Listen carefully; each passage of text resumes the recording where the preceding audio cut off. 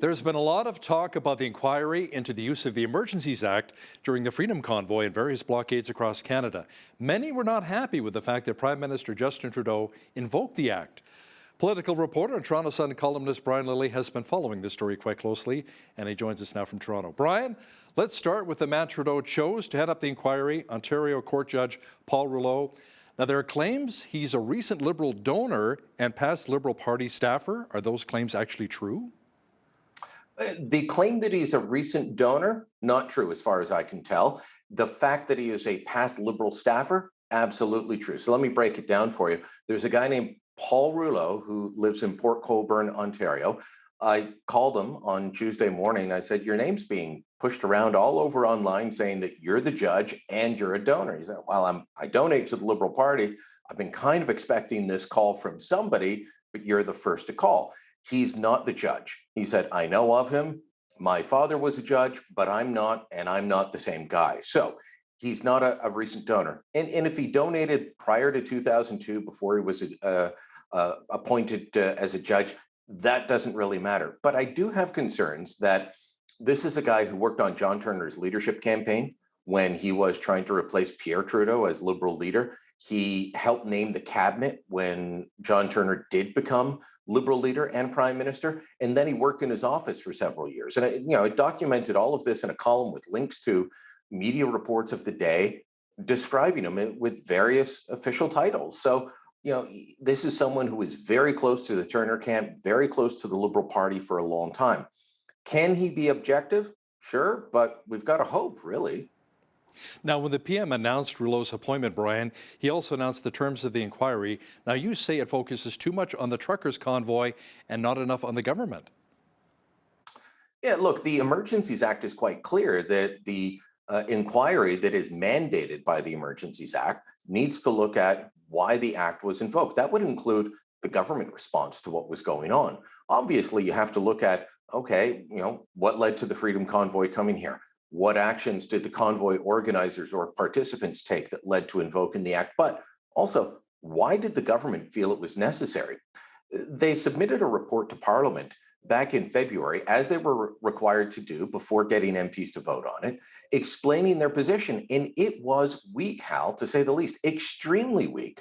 And their attempts to shut down, revealing the reasons in court recently, all lead me to be really concerned about whether we will get what we need. And it's why I really think that Justice Rouleau, since he's been appointed and since we know about his Liberal party ties in the past, he has to show independence and not just look at what the government wants, which is all about the truckers, all about disinformation in the media, a lot of which they spread or planted themselves. He's got to look at what the government actions or inactions were that led to the invocation of the act for the first time in Canadian history. Brian, let's talk about Rolling Thunder now. It's not a Garth Brooks concert I'm talking about here. It's another convoy apparently headed to Ottawa called Rolling Thunder, and it's already leading to a showdown between police and some of those part of Rolling Thunder because police are not going to allow the group near Parliament? Well, they're not going to allow vehicles near Parliament. Now, this does not surprise me because we've been hearing that this could become a permanent feature of protests, since the Freedom Convoy arrived in January, or I guess in February, as things started to get tense. A lot of people saying, look, we shouldn't even allow traffic on Wellington Street in front of Parliament Hill. I'm not sure that the people of Ottawa want to go that far, but there is a desire to say, look, you protest all you want, but you can't bring vehicles up. The organizers of Rolling Thunder want to roll through the city. They want to roll through the nation's capital, and they say they want to do a stop at the National War Memorial. So looks like there might be a bit of a showdown there. One of the organizers saying it's going to be a free-for-all if they're not allowed to ride. But what they may need to do is park their bikes all over downtown Ottawa and walk up to Parliament Hill if they want to make their voice heard. Like I said, I wouldn't be shocked if that became a permanent feature. I remember going back over the last 20 years of covering protests on Parliament Hill that there were times when organizers had to negotiate to get vehicles near the Hill. So I was shocked at how many were able to get there during the Freedom Convoy. This resurrects that ongoing battle that I've witnessed over the decades. So what's the message that the people with Rolling Thunder are bringing? Is it similar to that of the Freedom Convoy? It is. They want an end to mandates. They say that there's tyrannical legislation in place. And one of the reasons that police have said that they are concerned is that some of the organizers have ties and were involved in the last protest. So, from a policing point of view, you have to be concerned about that. I can tell you that here in Toronto, they blocked off truck access to the area around Queen's Park and the hospital row in front of it. If you don't know, in front of the provincial legislature in Ontario, there's about 7 hospitals in a row. And they blocked that off for several weekends. They allowed the protest to go through. They allowed that to continue, but said no vehicles. So it's not exactly shutting down the right to protest, which is what the Emergencies Act did, but it is saying no vehicles in sensitive areas. Brian, the Trudeau Liberals have made a number of proposals to regulate the internet, but we found out recently that in response to a proposal to deal with what they called online harms, the government blocked access to any criticism. Is this not censorship? It really is, because what they were refusing to release were responses to public consultations.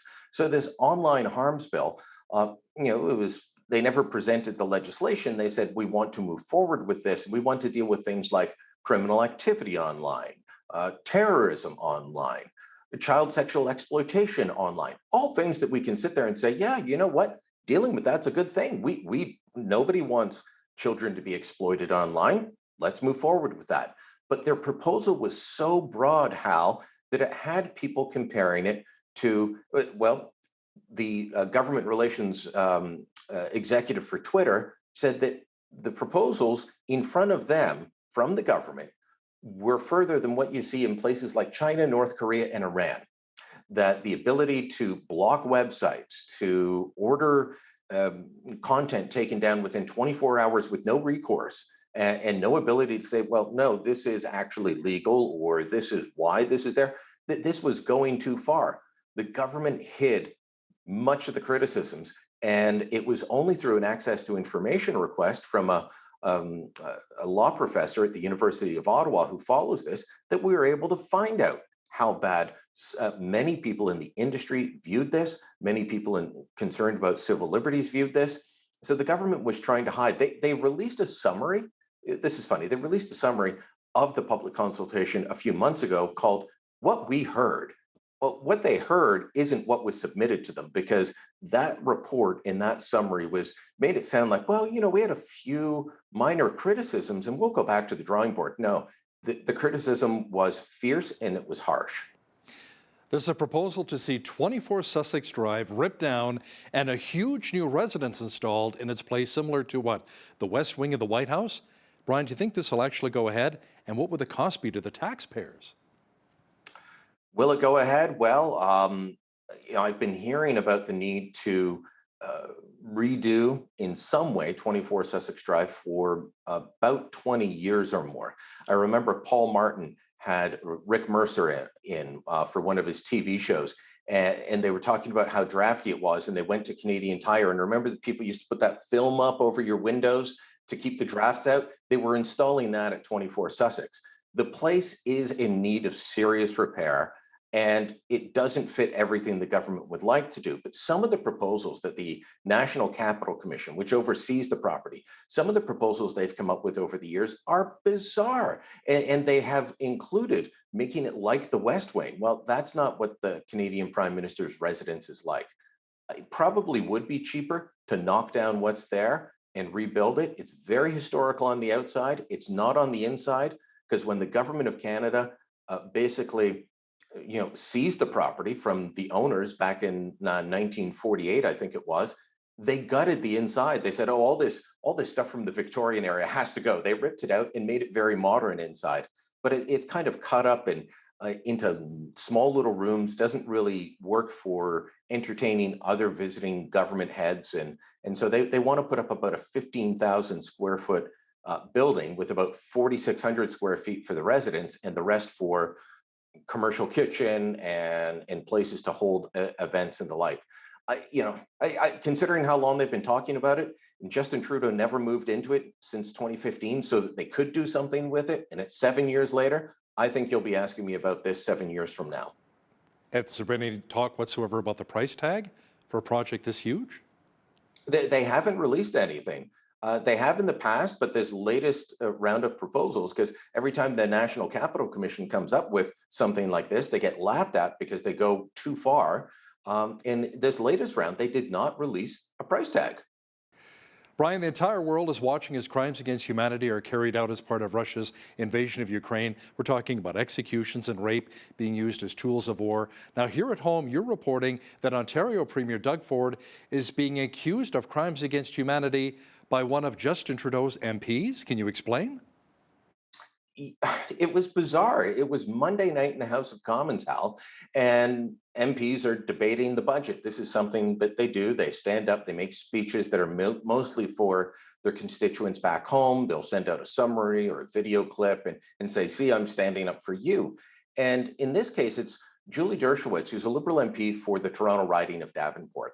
And she started talking about climate change and then went on about a CBC report that said Doug Ford was changing how he would arrive at his climate targets. Not that he would abandon them or drop them, that he was going to change his climate targets. And she called this a crime against humanity. Well, Conservative MP from the Edmonton area, Garnet Jennis, he stood up and said, we're watching real crimes against humanity in Europe right now. That's a big claim and accusation that you've just made. Does the member want to withdraw and apologize? And Dershowitz stood up and said, no, I'll double down. She actually said, I will double down, and made the claim that it's a crime against humanity.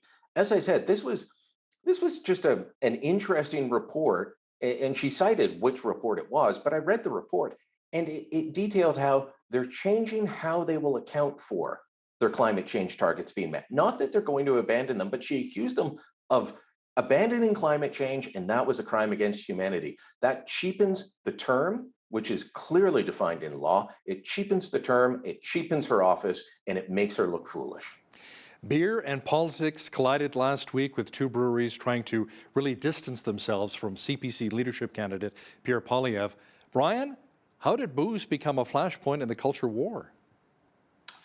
Well, it started last week with Pierre Poilievre's appearance at a brewery, craft brewery here in Toronto called Steam Whistle.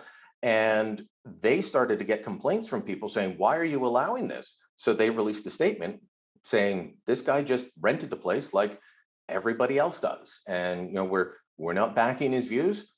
This place has been used by many other politicians in the past. And in fact, Steam Whistle's held events from Justin Trudeau, Peter MacKay, Adam Vaughan, city officials. It's a popular destination because it's a really cool spot. It's the old roundhouse for the railways, and they turned part of it into a brewery with an event space. So they were just saying, hey, don't attack us. But in doing so, they made conservatives angry who said, well, feels like you're telling us we're not welcome. Well, a couple days later, Poilievre is talking to a crowd in St. Catharines, Ontario, down near Niagara Falls, and he starts going on and talking about Steam Whistle. He actually insults them, called it watered down beer, and it's no good. I'll disagree. But then he promoted a local brewery there called Oast. Oast is, sent out a statement saying they won't have nothing to do with Poilievre. Again, responding because some people were complaining and saying, you better denounce him. And then what they ended up doing in responding to a few Twitter trolls is they ended up angering all kinds of conservatives. Lots of people said, I'll never drink your beer again to either one of them. I'm sure many of the people saying that had never tried their beer. That's often the case.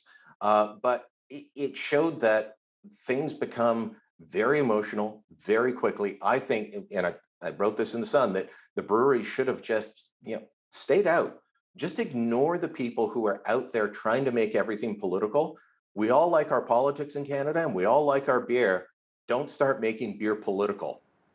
Brian, we only have about 30 seconds left here, but I want to talk about some of the Pierre Poilievre rallies. He was here in Western Canada recently, huge rallies, Calgary, Edmonton, and the Okanagan in British Columbia. And he was also at a rally recently in Toronto. What was the turnout like? You were there for that, right? Yeah, I was. I went down, and it wasn't as big as what you saw in Calgary, but in Calgary, you got 5,000 people at one of the events.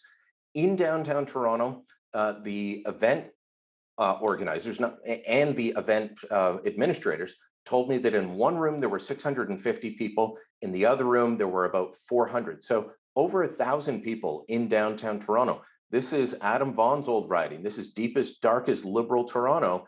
And on a Tuesday night with the Leafs playing the Flyers down the street, he was able to get more than 1,000 people out. That's impressive. Political reporter and Toronto Sun columnist Brian Lilley, thanks so much for your time today. Thank you.